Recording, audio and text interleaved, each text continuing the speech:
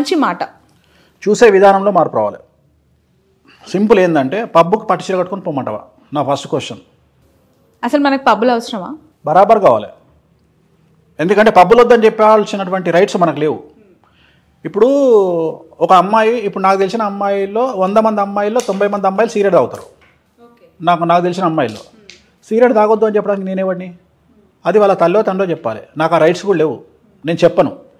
నీకు నువ్వు అదే గ్రేట్ అంటే, ఉదాహరణ పొద్దున్నే మా భాషలో మా వాళ్ళకి శౌచం అంటే ఫ్రీ మోషన్ కావాలంటే నాకు ఛాయ్ తాగితే మోషన్ అవుతుంది, ఒకనికి న్యూస్ పేపర్ తాగితే అవుతుంది, ఒకనికి సిగరెట్ తాగితే అవుతుంది. సిగరెట్ తాగేటానికి నువ్వు పోకురా అంటే వాడికి జీవితాంతం పోకుండా కూర్చోవాలి ఇంట్లో. అవునా? అట్లనే ఒక అమ్మాయి పబ్బుకు పోయే అమ్మాయిని నేను పబ్బుకు పోవద్దని చెప్తే నేను ఎవరు చెప్పడానికి? అసలు ఆ పిల్ల మీద, ఆ పిల్లకు రైట్స్ పెట్టి రెస్ట్రిక్షన్స్ పెట్టడానికి నాకేం రైట్స్ ఉన్నాయి? నీ ఇష్టం, నీకు పబ్బు పోవాలంటే ఎంజాయ్ చేయి. అసలు ఇంకొకటమ్మా, నేను చెప్పేదే దుగునా జియో. నేను చెప్పేది ఏంది? జియో దుగునా అంటే ఒక జీవితంలో 2 జీవితాలు అనుభవించి చచ్చిపోండి. రెండోది, బీదవాడిగా పుట్టడం నీ తప్పు కాదు, కానీ బీదవాడిగా చచ్చిపోవడం నీ తప్పే. నువ్వేం చేస్తావో సంపాదించు, అనుభవించు, చచ్చిపో. పబ్బుకు పోతే తప్పే ఉంది, మందు తాగితే తప్పే ఉంది. నేను ఒకటే క్వశ్చన్ అడుగుతా, ఏం తినకుండా 80 ఏళ్ళు బతికేదానికంటే అన్ని తిని 60 ఏళ్ళకి పోతే మన నష్టమా? ఎంజాయ్ చేసి పో. రెండోది, అమ్మాయి మినీ వేసుకుంది, పబ్బులో మినీ వేసుకోకపోతే చుడిదార్ వేసుకుంటుందా? ఆ అమ్మాయిని నువ్వు ఎక్కడ తప్పు పట్టాలి? తిరుమల వెంకటేశ్వర స్వామి వారి దగ్గరికి మినీ వేసుకొని వస్తే, మిడ్డీ వేసుకొని వస్తే తప్పు పట్టాలి. బుద్ధి లేదమ్మా, తెలీదా నీకు ఈ గుళ్ళోకి ఇట్లా వస్తారా అని చెప్పాలి. కానీ అమ్మాయి అట్లాంటి డ్రెస్ వేసుకుంది కాబట్టి నేను తప్పుడు దృష్టితో చూసుకుంటా అంటే అదే డ్రెస్ నీ బిడ్డ వేసుకుంది అనుకో, ఎందుకు చూడవు? అంటే నీ బిడ్డ అనే కన్సర్న్ ఉంది ఇక్కడ. సో నేను అనేది చూసే వాళ్ళ దృష్టిలో తప్పు ఉంది తప్ప, ఏ అమ్మాయి ఏ డ్రెస్ వేసుకునే స్వేచ్ఛ అయినా ఉంది. నాకు ఎట్లా అయితే లుంగి అంగి వేసుకునే స్వేచ్ఛ ఉందో అమ్మాయికి మిడ్డీ మినిస్ వేసుకునే అవకాశం ఉంది. పట్టు చీర కట్టుకొని స్విమ్మింగ్ పూల్లో దునుకోమంటావా? నగలని పెట్టుకొని దునుకోమంటావా? లేకుంటే స్విమ్ సూట్ వేసుకొని దునుకోమంటావా? సో స్విమ్మింగ్ చేయాలి అంటే స్విమ్ సూట్ వేసుకోవాలి. స్విమ్ సూట్ వేసుకొని నన్ను వాడు చూస్తుండు వీడు చూస్తుండు అని బిడిగా పడరు అమ్మాయిలు. దునకాలనుకుంటే దునుకుతారు నీళ్ళల్లో. చూస్తాడు, సస్తాడు. వానికి అనవసరము ఆ అమ్మాయి ఎంజాయ్ చేసిందా లేదా, నా పద్ధతి అది. నేను చేయాలనుకుంది చేస్తా. నేను ఎట్లయితే చేస్తానో అమ్మాయిలు కూడా అదే స్వేచ్ఛ చేయాలని కోరుకుంటా. అమ్మాయిలు కూడా అట్లనే ఉండాలి. వాళ్ళు ఎంజాయ్ చేయాలనుకుంటున్నారు, చేయమను. సిగరెట్ తాగుతారా? లిమిట్లో ఉండి రాజ్యాంగానికి లోబడి మనకి ఇచ్చినటువంటి లెవెల్ ఏముంది? మన భారతదేశంలో పర్మిషన్ సిగరెట్, మందు. ఇంతకంటే నువ్వు వీకేదేముంది? ఇవే కాదు నువ్వు ఎంజాయ్ చేసేది, చెయ్యి. ఎవడొద్దన్నాడు నిన్ను? లిమిట్లో చెయ్యి. హీరో ప్రభాస్ ఫ్యాన్స్తో మీకేంటి వైరం? అసలు ఏం లేదు. నేను లాస్ట్ ఇయర్ ఉగాది జాతకం చెప్పేటప్పుడు ఆదిపురుషు డిజాస్టర్ అవుతుందని చెప్పిన ఒక ఇంటర్వ్యూలో. రెండోది ఏంటంటే ప్రభాస్కు అతిపెద్ద ప్రమాదం పొంచి ఉంది త్వరలో అని చెప్పిన. అంటే ఆరోగ్యపరమైనటువంటి ఇబ్బందులు ఉన్నాయని చెప్పినప్పుడు ఇక్కడ ఏం జరిగింది అంటే, యాక్చువల్గా నవంబర్ 19వ తేదీ ఈ సంవత్సరం, అంటే ఒక 15 రోజుల కిందట ప్రభాస్ అనే వ్యక్తి భారతదేశానికి వచ్చిండు. 3 నెలలు భారతదేశంలో లేడు. సలార్ అందుకనే పోస్ట్పోన్ అయింది. ఆయనకు ఒక పెద్ద సర్జరీ జరిగింది. ఆ సర్జరీ జరిగిన విషయం మీడియా వాళ్ళు ఎవరు బయటికి చెప్పలే. సో ఏ సోషల్ మీడియా కూడా చెప్పలే. ఇప్పుడు నేనేం చెప్పినా, ఆయనకు పెద్ద సమస్య ఉంది అని చెప్పిన. ఆ సమస్య ఆల్రెడీ ఆయనకు వచ్చింది. ఇప్పుడు ఈ విషయం బయటికి రాకపోతే, అరే నువ్వు ప్రభాస్కు చెప్పినవి ఏం జరగలేరా అని ఒకటి మెసేజ్ పెడతాడు నాకు. అరే నీ తోలు తీస్తాం రా అని మెసేజ్ పెడతాడు సోషల్ మీడియాలో నాకు. అరే నీకేం తెలుసరా వెధవా, ప్రభాస్కు ఉన్న సమస్య ఏంది, ఆయన ఆరోగ్యపరమైన ఇబ్బందులు ఏంది, ఆయన ఎందుకు సలార్ పోస్ట్పోన్ అయ్యింది, రేపు పొద్దున 22వ తారీఖు నాడు సలార్ రిలీజ్ అవుతుంది, అసలు ఆయన ప్రచారానికి వస్తాడా రాడా కూడా నీకు తెలియదు. నువ్వు నన్ను తిడితే నిన్ను ఎట్లా ఆలోచించాలి? సో చాలా వరకు నేను చెప్పినవి బయటికి రావు. సో ప్రభాస్కు వాస్తవంగా హెల్త్ ప్రాబ్లం ఉంది. నేను అదే చెప్పిన. నేను ఏమన్నా 2027 లోపు టాలీవుడ్ ఇండస్ట్రీలో ఒక 2 హీరోలకు ప్రాణగండం ఉంది, ఒక హీరోయిన్కు ప్రాణగండం ఉంది అని చెప్పిన. ఆ టైం వరకు వెయిట్ చేయాలి. రెండోది, బయటికి రాకపోవచ్చు, వాళ్ళు కష్టపడుతున్నా బయటికి చెప్పుకోలేకపోవచ్చు. అందరు చెప్పుకుంటారా? ఇప్పుడు అందరు, ప్రతి మనిషి తను ఏమనుభవిస్తుండో బయటికి చెప్పుకోడు కదా. ఒక క్యాన్సర్ వచ్చిన వాళ్ళు అందరూ ధైర్యంగా క్యాన్సర్ వచ్చిందని చెప్పుకోవట్లేదు కదా. సో అట్లనే ఆరోగ్యపరమైన ఇబ్బందులు ఉన్న వాళ్ళందరూ నాకు ఆరోగ్యపరమైన ఇబ్బందులు నేను చెప్పారు కదా. సో అన్ని బయటికి చెప్పాలి. బట్ ఒక జనరిక్ క్వశ్చన్, మీ ప్రిడిక్షన్ ఎగ్జాక్ట్లీ అవుతుంది అని చెప్తున్నారు. పూజల్లో 2% లోపం ఉండొచ్చు అన్నారు కదా. క్యాన్సర్ వచ్చి 3 నెలల్లో చనిపోతా అన్న వ్యక్తికి మీ రెమెడీస్ ద్వారా బ్రతికించే అవకాశం ఉందంట. మనం పోస్ట్పోన్ చేయొచ్చు, ఒక 4-5 ఇయర్స్ చేయొచ్చు. అంటే క్యాన్సర్కు ఫస్ట్ కావాల్సింది మానసికమైన స్థైర్యం. అది ఎవడు ఇయ్యడు, నేను ఇస్తా. రెండోది, మనకు ఎవరు చెప్తున్నారు అనేది కూడా ముఖ్యం. మనం అబ్జర్వ్ చేస్తే మళ్ళీ అదే అల్లు అర్జున్ డైలాగు, భయపడేవాడిని అల్సర్ కూడా చంపేస్తుంది, ధైర్యంగా ఉండేవాడి క్యాన్సర్ కూడా ఏం చేయలేదని మనం వాడిని ధైర్యంగా కనుక చెప్పగలిగితే వాడు చాలా రోజులు బతుకుతాడు. ఓకే. ఇప్పుడు జబర్దస్త్ పంచుప్రసాద్కు నేను కిడ్నీ పే అయినప్పుడు నేను ₹1,00,000 నేను ఇచ్చిన తెల్లారే జగన్మోహన్ రెడ్డి గారు ఫ్రీ డబ్బులు మొత్తం పెట్టుకొని ఆపరేషన్ చేయించారు. అసలు డాక్టర్లు ఏం చెప్పారంటే 3 నెలల కంటే ఎక్కువ బతకవన్నాడు. ఇప్పుడు ఆపరేషన్ అయ్యే 4 నెలలు అవుతుంది. ఈ సేఫ్. ఇట్లా మిరాకిల్ చాలా ఉన్నాయి నా దగ్గర. చాలామంది క్యాన్సర్ పేషెంట్లు ఇప్పుడు ఏంటి తన లైఫ్ స్పాన్ ఏంటి అంటే తన ఆరోగ్యం ఎంత వరకు బాగుంది, ఇన్ ఫ్యూచర్ ఎట్లా ఉండబోతుంది అంటారు? అంటే ఇంకా జాతకం చెక్ చేయలే కదా. ఇప్పుడు నేను అనేది ఏంటంటే సర్వైవ్ అయ్యి తను నన్ను అడిగింది ఒకటే, నేను ఆపరేషన్ చేయించుకుంటే బతుకుతానా గురువు గారు అని అడిగాడు. నువ్వు చేయించుకోనా 100% బతుకుతావు అని చెప్పిన. సో ఆ ధైర్యం ఎవరిస్తారు? నేను ఇచ్చేది అదే. నేను చేసేది ఏం లేదమ్మా, నేను చేసేది అమ్మాయిలకు ఒక అమ్మాయి ఒక అబ్బాయితో మోసపోయింది, ప్రేమ అని వాడు మోసం చేసిండు, ఆ అమ్మాయి దగ్గర డబ్బులని లాక్కొని నాశనం పట్టించిండు. ఆ అమ్మాయి ఏం చేస్తుంది, సూసైడ్ చేసుకోవాలనుకున్న అమ్మాయి నా దగ్గరకు వస్తుంది. ఇక నా దగ్గరకు వచ్చినాక జీవితంలో సూసైడ్ చేసుకోదు, ఇక పుల్లాగా తొడగొట్టుకుంటూ వెళ్ళిపోతుంది. ఎందుకు? నేను ఇచ్చే బూస్టింగ్ అట్లుంటుంది, ఓకే, కాన్ఫిడెన్స్ అట్లుంటుంది. సైకాలజీ కూడా చదివారేమో? చదవలేదమ్మా. ఒక మనిషి దేనికి బతుకుతాడో అనేది తెలుసు, ఒక మనిషికి ఏం చెప్తే బతుకుతాడో తెలుసు, ఒక మనిషికి ఆ పర్టికులర్ టైం నుండి బయటికి తీసుకొస్తే ఎట్లుంటుంది అనేది తెలుసు. ఒక సూసైడింగ్ టెండెన్సీ ఉన్న అరగంటలో ఆ మనిషి చచ్చిపోతాడు. అరగంట దాటితే అతను జీవితాంతం బతుకుతాడు. ఈ అరగంట ఎట్లా ఆపాలని ఆలోచిస్తాను. ఈ అరగంట అతను ఇట్లా మరీ ముఖ్యంగా ఇట్లాంటి ప్రాబ్లమ్స్ ఫేస్ చేసేది అమ్మాయిలు. మగవాళ్ళ కంటే అమ్మాయిలు. మగవాళ్ళ అటెంప్ట్ ఇప్పుడు ఫెయిల్ కాదు, కానీ ఆడవాళ్ళ అటెంప్ట్లు చాలా ఉంటాయి. అంటే ఒక మగవాడు సూసైడ్ అటెంప్ట్ చేస్తే టక్కున ఎగిరిపోతాడు, ఎందుకంటే వాడు అటెంప్ట్ చేయడు. కానీ అమ్మాయిలు 4 సార్లు అటెంప్ట్ చేస్తారు. సో వాళ్ళు అటెంప్ట్ చేయకుండా కాపాడాల్సిన బాధ్యత మన దగ్గర ఉంటుంది, ఎందుకంటే వాళ్ళు ఎవరికి చెప్పుకోలేరు. సో నాలాంటి వాళ్ళకి చెప్పుకుంటారు. నేను అందుకనే బాగా వాళ్ళకి ఏంటంటే టైం ఇస్తా. టైం ఇచ్చినప్పుడు వాళ్ళు నాతో గురువు గారు నాకు ఈ ప్రాబ్లం ఉంది, ఏం కాదు, నువ్వు దేనికైనా సిద్ధం తల్లి, నీకు తిరుగులేదు, నువ్వు తొడగొడతావు, ఇంకో సంవత్సరంలో చూడు ఇట్లుంటుంది. మళ్ళీ బ్లఫింగ్ కాదు, నిజమే చెప్తా. కాకపోతే దాంట్లో కొద్దిగా మంచి లెవెల్లో చెప్తే ఒక సంవత్సరం కాగానే వాళ్ళే చెప్తారు, గురువుగారు మీరు లేకపోతే నేను ఉండకపోతుంటే ఆ రోజు, ఇవాళ నేనున్నా అంటే మీరే కారణం. సో ఇవన్నీ బూస్టింగ్. దీన్ని జ్యోతిష్యం అనేది కాదరా నాయన. అమెరికాలో ప్రతి రోగానికి ప్రతి సమస్యకు అక్కడ కౌన్సిలింగ్ సెంటర్ అంటే గిట్టని వాళ్ళు కొంతమంది ఇలా చెప్తూ బ్లాక్మెయిల్ చేస్తారా, హైజాక్ చేస్తారా వేణుస్వామి గారు అంటూ ఉంటారు. ఎవరిని చేయాలి నేను బ్లాక్మెయిల్? అంటే ముందస్తుగానే కే అక్షరంతో అరెస్ట్ అవుతారు, లేదంటే ఇట్లా రెమెడీస్ ఇస్తాను, ఏం లేదు. కొంతమంది వెధవలు ఈ సబ్జెక్ట్ అడ్డం పెట్టుకొని ఈయన ఇది ఎందుకు చెప్తాడు అది ఎందుకు చెప్తాడు అని విమర్శిస్తారు. ఇంకొక విషయం, మీరు అబ్జర్వ్ చేస్తే నేను ఇవాళటి వరకు ఎవరి గురించి మాట్లాడినో వాళ్ళు ఎవరు నా దగ్గరికి రాలే. మొత్తం చరిత్ర తీయండి. మీరు ఒకవేళ నేను చెప్పేది నిజమైతే నేను ఎవరి గురించి మాట్లాడుతున్నానో ఆ పర్సన్స్లో ఒక్క పర్సన్ కూడా నా దగ్గరికి రాలే. ఇవాళ జగన్మోహన్ రెడ్డి సీఎం అయ్యాడా నేను చెప్తే నేను జగన్ మన నాకు చుట్టమా, లేకపోతే నేను పోయి ఏమైనా టీటీడీ మెంబర్ తీసుకున్నానా, లేకపోతే జగన్మోహన్ రెడ్డి నాకు 10 కోట్లు ఇచ్చిండా? కానీ నేను వేరే పార్టీలతో డబ్బులు తింటున్నాను కదా. జగన్మోహన్ రెడ్డి నాకు ఏమైనా ఇచ్చిండా? నేను ఇవాళ 1% 3% ఓటు బ్యాంక్ని కన్వర్ట్ చేయగలిగిన స్టేజ్లో నేనున్నా. ఒక మాట నేను చెప్తే పలానా వాళ్ళు గెలుస్తారు అంటే అట్లా టర్న్ అవుతుంది. కానీ నేను ఇవాళ వరకు నేను ఎవరినేం అడగలే. అంటే తెలంగాణలో ఏపీలో ప్రాతినిధ్యం వహిస్తా అనుకున్న జనసేన పార్టీ కంటే కూడా మీరే ఇన్ఫ్లుయెన్స్డ్ అంటే అట్లా ఉంటుంది. ఇప్పుడు జనాలు నాకుండే ఫ్యాన్స్ షేర్ నాకు ఉంటుంది కదమ్మా. సో ఇదే హెడ్లైన్ ఫిక్స్ అయిపోయింది. పవన్ కళ్యాణ్ గారి కంటే వేణుస్వామి. నేను చెప్పదలుచుకున్న పాయింట్ ఏంటంటే నన్ను ఎంతమంది తిట్టినా నన్ను నమ్మే ఫ్యాన్స్ నాకు ఉంటారు. మౌత్ పబ్లిసిటీ, నేను తెలంగాణ గెలుస్తుంది, టీఆర్ఎస్ ఓడిపోతుంది, కాంగ్రెస్ గెలుస్తుంది అని నీలాంటి వాళ్ళకి ఎంతమందికి చెప్పుంటా, వాళ్ళు ఎంతమందికి చెప్పుంటారు. సో నాకంటూ మౌత్ పబ్లిసిటీ ఉంది కదా. సో నేను ఓన్లీ సోషల్ మీడియాలోనే పులి అంటే నేను సోషల్ మీడియా పులిని కాదు కదా. నేను సోషల్ మీడియాలో ఏం పెట్టినా గత 6 నెలల నుండి సోషల్ మీడియాలో ఒక్క పోస్ట్ లేదు నాది.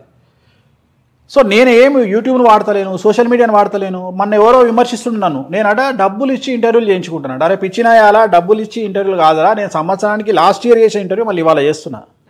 డబ్బులు ఇచ్చి ఇంటర్వ్యూ అంటాడు. ప్రభాస్ ఫ్యాన్స్ అంతా కూల్ అయ్యారా ఇప్పుడు? మరి కూల్ కాకుండా నేను చేసేదేం లేదు. నేను చెప్పడం నా బాధ్యత, విత్తనాలు వేయడం నా బాధ్యత. పెరిగినంతగా చెట్టు వీక్కపోతారా, చెట్టు దుంచుకుంటా, నేను విత్తనాలు వేసి వదిలేస్తా అంతవరకే. కానీ నేను చెప్పడం నా బాధ్యత. Health issues, a kind of health issues? పెళ్ళయ్యే భాగ్యం, యోగ్యం లేదు. ప్రభాస్ జాతకంలో పెళ్లి యోగం లేదు. ఓకే, ఎట్లా చెప్పినావు అంటే నాకు తెలుసుకొని లెక్కలు, ఆ లెక్కలు నీకు చెప్పాలనా? కలత్ర యోగం ఉంది, ద్వికళత్ర యోగం ఉంది, త్రికళత్ర యోగం ఉంది. నీకు ఏమర్థమైందిరా నాయన? ఏం అర్థం కాదు. అందుకని వేణుస్వామి చెప్పేది సింపుల్గా ఉంటుంది. తెలంగాణ స్లాంగ్లో లటకుని వెళ్ళిపోతుంది, పటకన పట్టుకో, కథం అయిపోయింది. అంతేగాని ప్రభాస్కు పెళ్లి చేసుకునే ఉద్దేశం లేదు. ఓకే, ఆయనకు లేదు. ఇప్పుడు ఎట్లా తెలుస్తుంది నీకు? తెలుసు నాకు. ఆయనకు సంబంధించిన మనుషులు కూడా నా దగ్గరికి వస్తారు కదా, జాతకాల గురించి వస్తారు కదా, ఆయన బాగుకోరే వాళ్ళు ఆయన చుట్టూ ఉంటారు కదా, వాళ్ళు వచ్చి నన్ను అడుగుతారు కదా, గురుగారు ఏం చేద్దామని అడుగుతారు కదా.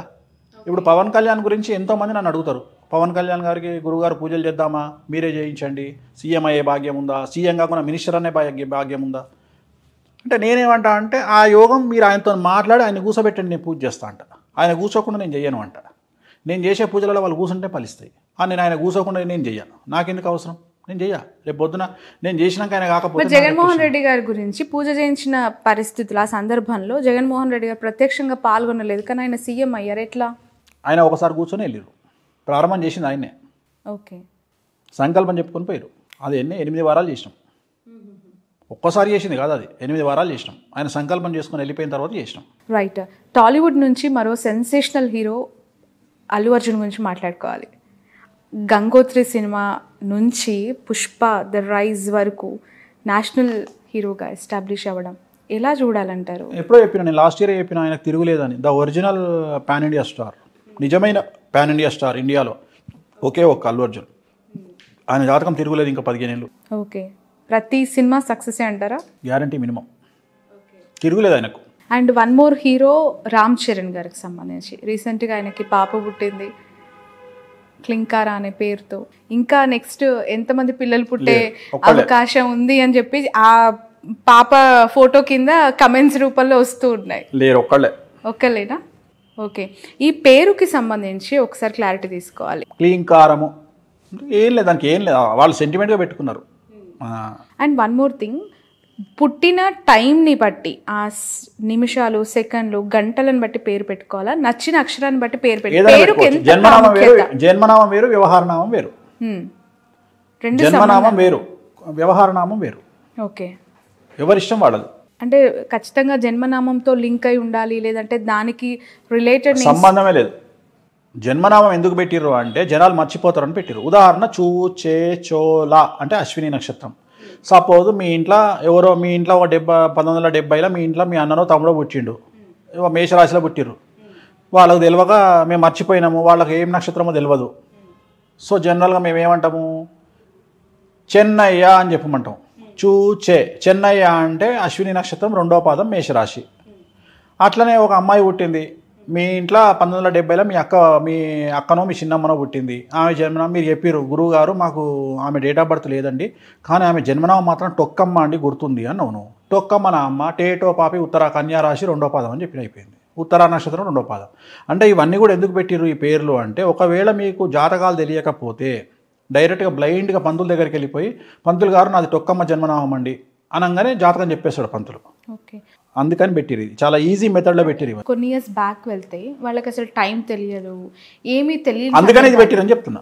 ఓకే, ఇప్పుడు టైం తెలియదు కరెక్టే, కానీ పుట్టంగానైతే పంతులు దగ్గరికి పోతాడుగా, ఇంట్లో తండ్రి పోతాడు కదా. ఇప్పుడు 1960లో సపోజ్ ఎవరో ఒక పర్సన్ పుట్టిండు, ఆయనకు అసలు జ్యోతిష్యం తెలియదు, జాతకం తెలియదు, వాళ్ళ ఇంట్లో ఏం తెలియదు. ఆయన పోయి ఏం చేసిండు, అయ్యా సార్ పంతులు గారు నా కొడుకు పుట్టిండు, ఇగో పలానా అంటే పంతులు ఏం చేస్తాడు, బిడ్డ చూసి ఇగో నీ కొడుకు పేరు రేవంత్ అని పెట్టిండు.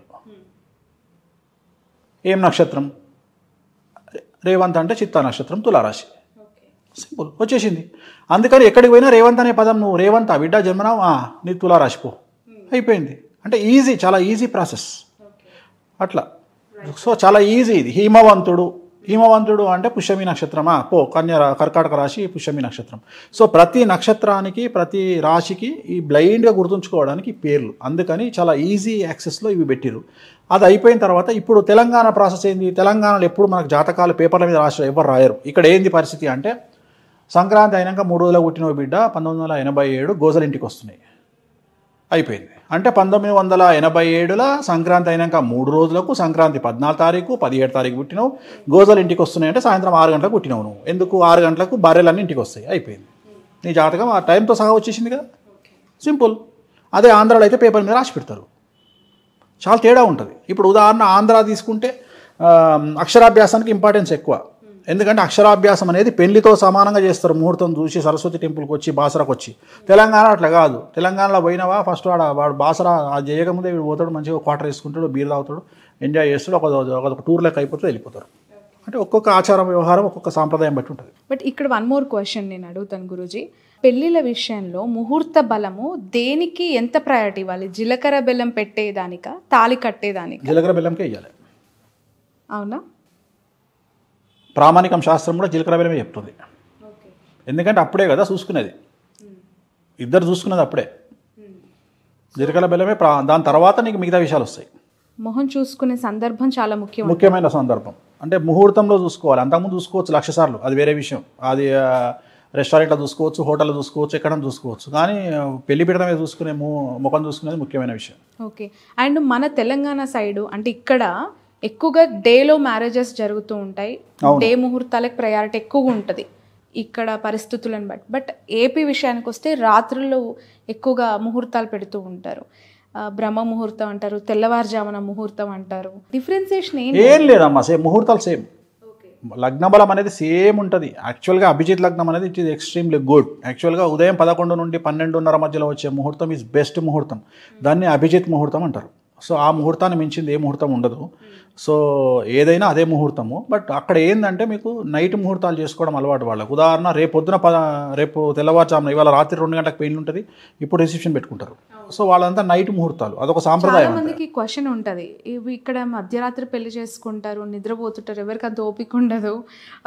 అంతే, అదొక సాంప్రదాయం చెప్తున్నా కదా. ఇప్పుడు తమిళనాడు కనుక అమావాస్య మంచిది అన్నట్టు, వీళ్ళకి అదొక అలవాటు. అంతకుమించి వాళ్ళ పెద్ద శాస్త్రం ఏం లేదంట, వాళ్ళ ఆచార వ్యవహారాలు అంతే, అంతకుమించి ఏం లేదు. ఓకే. అండ్ మీరు చాలా పూజలు కామాఖ్య దేవాలయంలో చేస్తూ ఉంటారు. అనేక వీడియోల్లో నేను చూశాను. ఆ దేవాలయం యొక్క ప్రాముఖ్యత, ప్రాశస్త్యం, లేదంటే గెలుపోటములను డిసైడ్ చేసే ఒక శక్తి ఆ దేవస్థానానికి ఉందంటారు? 100% ఉంది. కాకపోతే ఏమైతుంది అంటే జనాలు వెళ్తున్నారు కానీ ఏం చేయాలో తెలుసుకోవాలి కదా. ఇప్పుడు శక్తిపీఠాలలో క్రియాపీఠం, ఇప్పుడు కామాఖ్య అనేది యోనిపీఠం, అక్కడ కొన్ని ప్రత్యేకమైనటువంటి పూజలు చేస్తారు. ఇప్పుడు తిరుపతి ఉంది, తిరుపతిలో వెంకటేశ్వర స్వామి దగ్గర పోయి దర్శనం చేసుకుంటే చాలు, మనం అంతకుమించి ఏం లేదు. సరస్వతి బాసరా పోయినప్పుడు ఏం చేస్తాం, అన్నప్రాసన, మన అక్షరాభ్యాసం చేస్తాం. నువ్వు అక్షరాభ్యాసానికి పోయినప్పుడు ఆ పూజ చేయకుండా దర్శనం చేసుకుని వస్తే లాభం ఏముంది? అట్లనే కామాఖ్యకు పోయినప్పుడు నువ్వు ఏ పూజకు పోతున్నావు? కామాఖ్య అనేది పేరే కానీ 10 దేవాలయాలు ఉన్నాయి, 10 మహావిద్యలు. అసలు నీకు ఏం కావాలని పోతున్నావు? ఇక్కడ నుండి పొలోమని ఫ్లైట్ ఎక్కేసి కామాఖ్యలో దిగుతున్నావు, పోతున్నావు, దర్శనం చేసుకుంటున్నావు, వస్తున్నావు. మొన్న నాకు తెలిసిన ఒక ప్రముఖ పొలిటీషియన్ పోయింది కామాఖ్యకు, ఉత్తగానే దర్శనం చేసుకుని వచ్చింది. నువ్వు పోయింది ఎందుకు? నీ మీద కేసులు పోతందుకు. నువ్వు పోయినప్పుడు పూజ చేసుకుని రావాలి కదా. నువ్వు దేనికోసం పోవాలి? బగాలంకి పూజలు చేసుకుని రావాలి. పూజలు చేసుకోకుండా దర్శనం చేసుకొని వస్తే నీకు రెమెడీ ఎట్లయితుంది? సో నేను అనేది ఏంటంటే, ఇప్పుడు రాముడి దగ్గరికి పోతే దర్శనం చేసుకొని రావచ్చు, శివుడి దగ్గరికి పోతే దర్శనం చేసుకొని రావచ్చు. కానీ ఇక్కడ ప్రత్యేకమైనటువంటి క్రియలు ఉంటాయి, 10 రకాల పనులు ఉంటాయి. 10 రకాల క్రియల్లో నువ్వు సినిమా హీరోయిన్వా, పొలిటీషియన్వా, బిజినెస్ ఉమెన్వా, ఎంటర్ప్రెన్యూర్వా, నీకు జైలుకు పోయే యోగం ఉందా, లేకపోతే నువ్వు ఎమ్మెల్యే కావాలన్నా, మినిస్టర్ కావాలన్నా, నీకు డబ్బులు కావాలన్నా, భర్త కావాలన్నా, సంతానం కావాలన్నా, ఇన్ని రకాల క్వశ్చన్స్ ఉంటాయి. ఆ క్వశ్చన్కు సంబంధించిన రెమెడీ ఉంటుంది.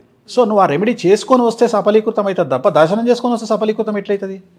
సో దానివల్ల ఫెయిల్యూర్ అవుతుంది. చాలామంది పొయ్యి వస్తున్నారు, పొయ్యి వచ్చినంత మాత్రం డెవలప్మెంట్ కాదు. నీకు ఏం కావాలనో అక్కడ చేయించుకో. నువ్వు 10 రకాల పూజలు ఉంటాయి, 10 రకాల అమ్మవార్లు ఉంటారు, 10 రకాల దేవాలయాలు ఉన్నాయి. నువ్వు 10 గుడులకు తిరిగి దర్శనం చేసుకో. లేకపోతే నీకు ఏం కావాలి? శత్రువు మీద జయం కావాలన్నా, డబ్బు కావాలన్నా, అధికారం కావాలన్నా, వశీకరణం కావాలన్నా, నీకు వశీకరణం కూడా సిద్ధిస్తుంది అక్కడ. ఈ అన్ని అంశాలకి ఒక్కొక్క ప్రాముఖ్యతమైన పూజలు ఉన్నాయా? 10 రకాల పూజలు ఉన్నాయి. ఇది తెలియకుండా నువ్వు పోయి ఉత్తగా దండం పెట్టుకొని వస్తే ఎట్లా? ఇప్పుడు ఈ మధ్య కాలంలో ముఖ్యమంత్రులు అందరూ రాజశ్యామల యాగం అని చేస్తూ ఉంటారు, లేదంటే ఇప్పుడు అది కూడా 2 ఉంటాయమ్మా. సుదర్శన యాగం అవన్నీ చిన్న చిన్నవి, వాటి గురించి ఎవరు చేయించరు. జనరల్గా పెద్దయ్యే ఉంటాయి, రాజశ్యామల బగాలముకి చేస్తారు. బట్ వాటిలో కూడా వామాచారం, దక్షిణాచారం ఉంటుంది. దక్షిణాచారం అంటే కుడి చేతితో చేస్తారు, దాంట్లో అంతా పూలు, పండ్లు, పాయసం పెట్టి చేస్తారు. వామాచారం వచ్చేటప్పటికి నాన్ వెజ్, లిక్కర్ కంపల్సరీ ఉంటుంది. సో ఈ ప్రాసెస్ వేరు, ఈ ప్రాసెస్. వామాచారంలో నేను ఒక్కడనే ఫేమస్, ఎందుకంటే అవి చేయాలంటే భయపడతారు కాబట్టి నేను ఒక్కడనే, రిజల్ట్ కూడా తొందరగా ఉంటుంది, నేను చేయిస్తాను. సో జనరల్గా నేనే ప్రచారంలోకి తీసుకొచ్చిన కాబట్టి దాని క్లారిటీ ఏంది అనేది నాకు ఒక అవగాహన ఉంది. వామాచారం ఎట్లా చేయాలి, అక్కడ ఏంది పరిస్థితులు అనేది. చాలామందికి ఏం చేస్తున్నారు ఈ మధ్యన, దీన్ని అడ్డం పెట్టుకొని మనం ఏదో టీవీలో చెప్పంగానే అందరు పొలోమంటే వెళ్ళిపోయి దర్శనాలు చేసుకొని వస్తారు. దర్శనాలు చేసుకోవడం కాదు, అట్లీస్ట్ అక్కడ ఒక చిన్న పూజన చేసుకొని వస్తే అనుకూలంగా ఉంటుంది. జూనియర్ ఎన్టీఆర్, రామ్ చరణ్, అల్లు అర్జున్, ప్రభాస్, ఇలా టాప్ హీరోస్, విజయ్ దేవరకొండ, టాలీవుడ్లో వీళ్ళకి సంబంధించిన కెరియర్ ఎట్లా ఉండబోతుందంటే? విజయ్ దేవరకొండ తప్ప అందరిది బాగానే ఉంది. ఇప్పుడు నువ్వు చెప్పింది విజయ్ దేవరకొండది బాగా, ప్రభాస్ది, విజయ్ దేవరకొండది ఇద్దరిది ప్రాబ్లం. ఓకే. విజయ్ దేవరకొండది ఏంటి, చాలా యంగ్ అండ్ చాలా అయితే కెరియర్ బాగాలేదు. ఆయన శుక్రుడు నీచంలో ఉన్నాడు, ఆయనది మ్యారేజ్ ప్రాబ్లం ఉంటుంది, ప్లస్ కెరియర్ ప్రాబ్లం ఉంటుంది. దానికి సంబంధించి ఏంటి అంటే ఏమైనా హోమాలు చేయాలా?